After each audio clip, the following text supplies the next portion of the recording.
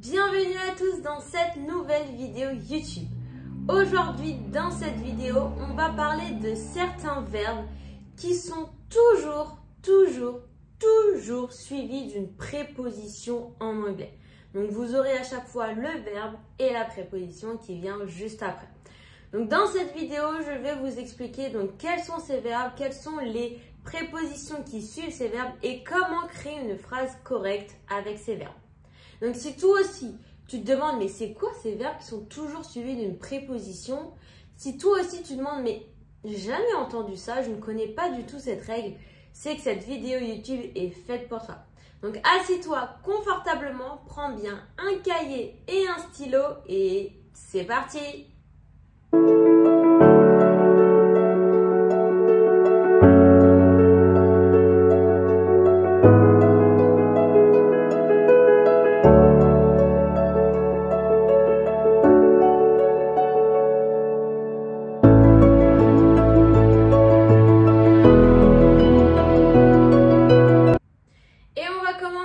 Le premier verbe de cette vidéo qui est le verbe wait, to wait.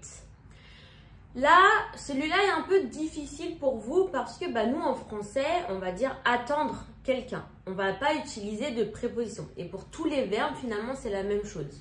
À chaque fois, en anglais, on va utiliser des prépositions, mais quand on le traduit en français, on n'utilise pas de préposition. Et souvent, quand il y a des différences comme ça entre l'anglais et le français, ça vous perturbe, ok?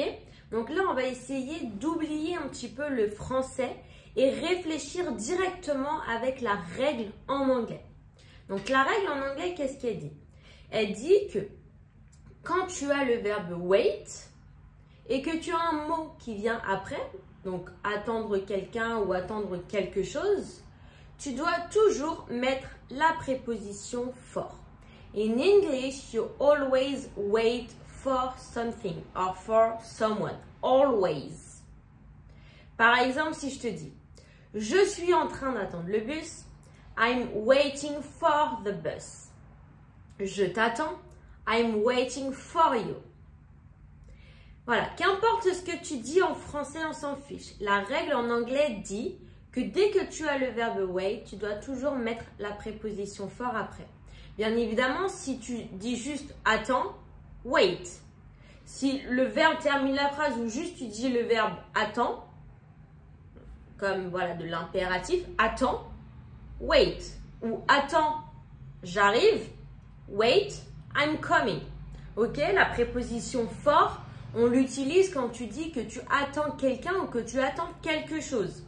Si juste tu dis « attends » ou « attends », et après, tu recommences ta phrase sujet-verbe « j'arrive », pas besoin de la préposition « for ». For, tu l'utilises vraiment quand tu dis que tu veux attendre quelque chose ou attendre quelqu'un. D'accord? Et qu'importe la conjugaison que tu utilises, dans tous les cas, la préposition « for », il faut toujours l'utiliser après « wait ». Qu'importe la conjugaison que tu utilises, ok? Là, on ne parle pas de conjugaison, on parle vraiment uniquement de verbe et de signification. Donc, si tu attends quelqu'un ou attends quelque chose, you wait for someone, you wait for something. Super. Allez, dis-moi en commentaire, qu'est-ce que tu attends? Qu'est-ce que tu as l'habitude d'attendre? Qu'est-ce que tu attends régulièrement? On continue maintenant avec le numéro 2 qui est le verbe listen. Donc lui, je pense que vous le connaissez, hein, mais je pense que justement celui-là, vous connaissez sa préposition, mais vous ne saviez pas qu'il y en avait d'autres. C'est-à-dire que vous avez vraiment appris ce verbe-là par cœur. I listen to music. Vous avez sûrement entendu cette phrase, vous avez sûrement appris cette phrase pareille, mais par cœur, pardon, mais vous n'avez pas vraiment compris le sens et pourquoi il y avait tout ici. Souvent, c'est ce qui arrive. Vous apprenez des phrases par cœur, mais vous ne comprenez pas la signification ou la règle. C'est comme la question How old are you? Quel âge as-tu? Très bien. Mais comment tu veux dire quel âge a-t-elle? Là, ça commence. Parce que vous ne connaissez pas du coup la construction de la phrase. Donc, il ne faut pas apprendre des phrases par cœur. Ça, c'est vraiment la plus grosse erreur que vous pouvez faire en anglais. Parce qu'il faut comprendre la construction de la phrase, comprendre la logique, parce qu'à chaque fois, il y a une logique, pour ensuite pouvoir du coup refaire d'autres phrases un petit peu différentes. Ok? Donc, ici, on a le verbe listen to. Listen, toujours suivi de la préposition to. For example, she always listens to music. Alors, she listens to music every day. Elle écoute toujours de la musique. Elle écoute de la musique tous les jours.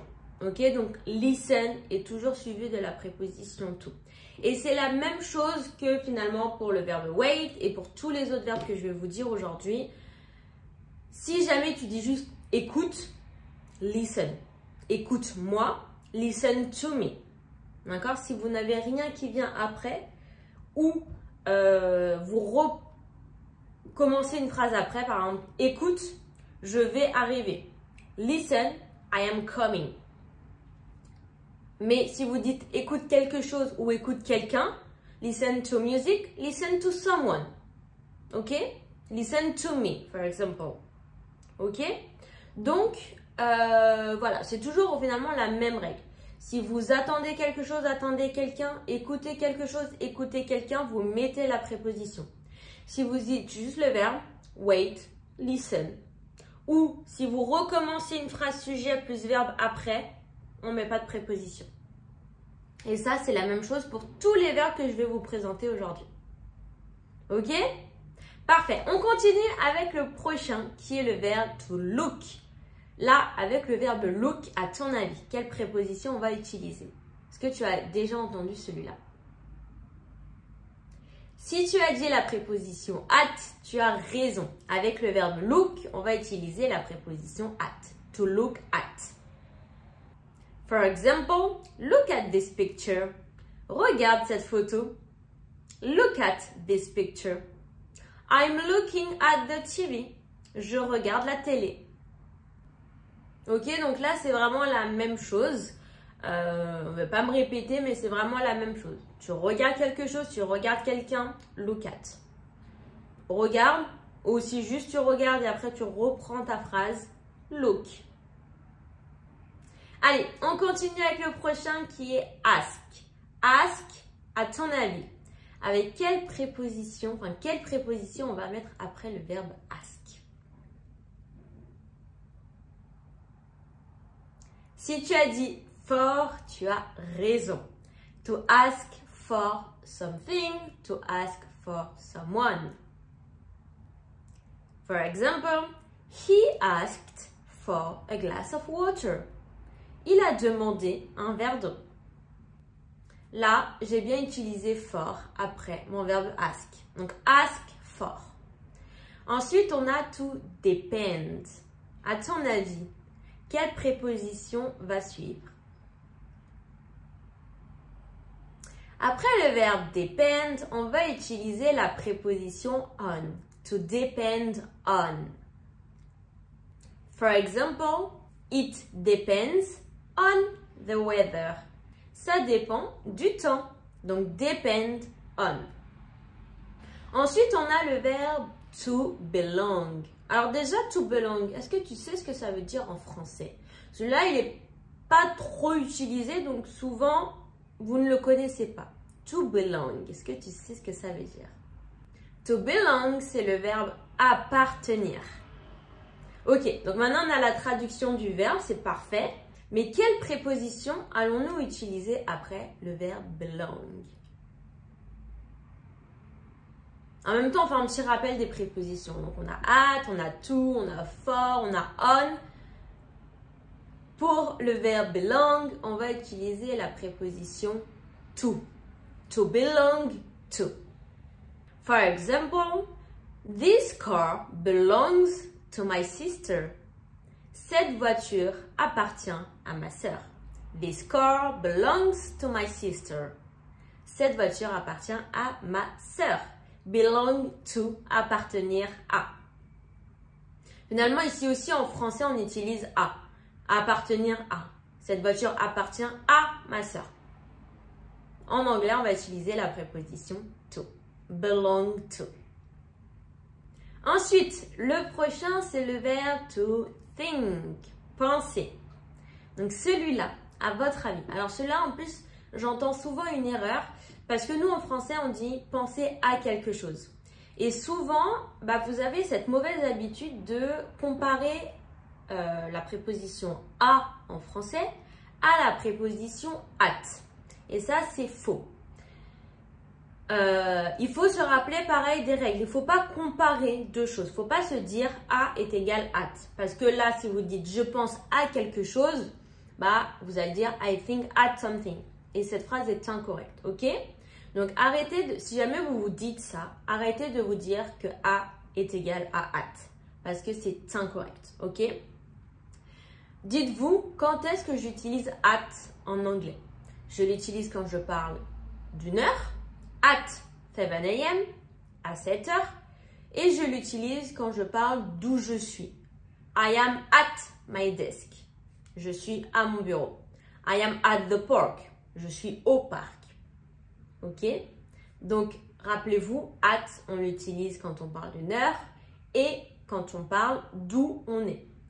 Maintenant, to think what?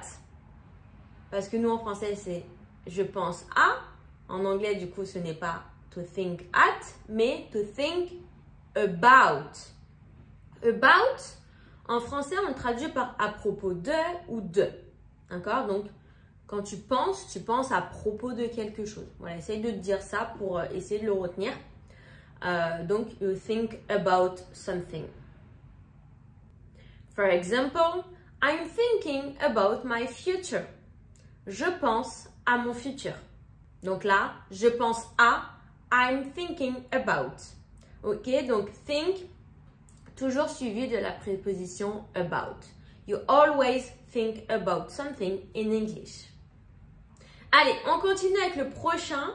Et là, cette fois-ci, on a le verbe to talk. Donc, parler de quelque chose.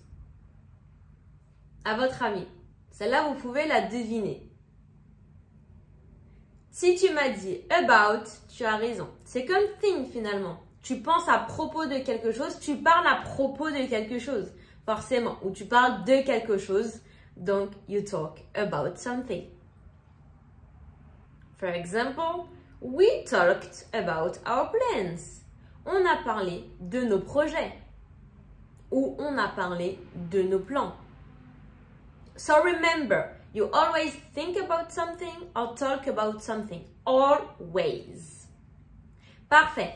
Et on va passer maintenant au dernier verbe de cette vidéo qui est le verbe apologize. Alors, déjà, apologize, est-ce que tu sais ce que ça veut dire?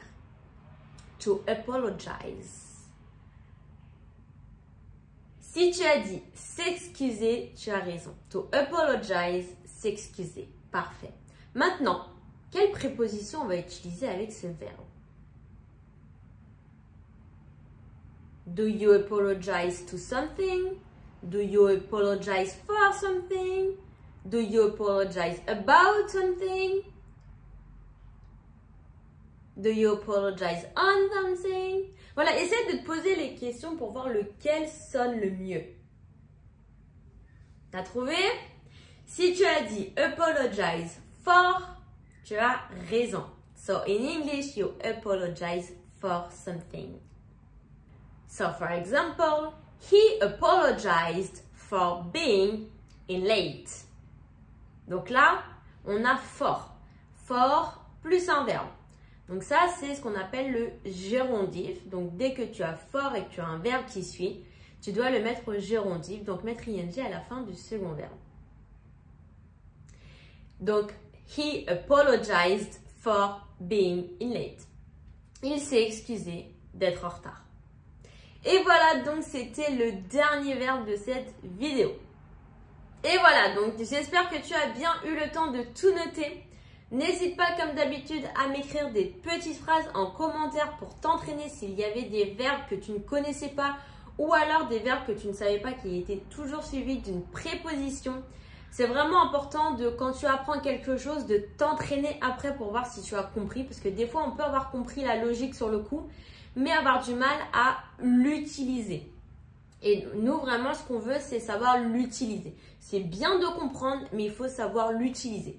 Comprendre quelque chose et savoir utiliser quelque chose, ce sont deux choses totalement différentes. Donc, tente en commentaire des petites phrases avec ces nouveaux verbes et ces prépositions. Et voilà, donc je te laisse m'écrire toutes tes phrases en commentaire. Si jamais tu as aimé cette vidéo, n'hésite pas à me laisser un petit pouce bleu, ça me ferait énormément plaisir. Et si toi aussi, tu veux en apprendre plus en anglais, n'oublie pas de t'abonner pour avoir une petite notification dès que la prochaine vidéo YouTube sortira. En attendant, je te fais de gros bisous et on se dit à la semaine prochaine pour la prochaine vidéo. Goodbye!